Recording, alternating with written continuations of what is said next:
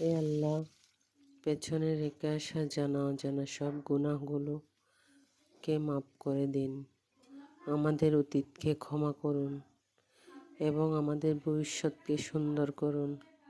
হারামের বিলাসিতা দেখে আফসোস করবেন না, বরং শুকরিয়া আদায় করুন।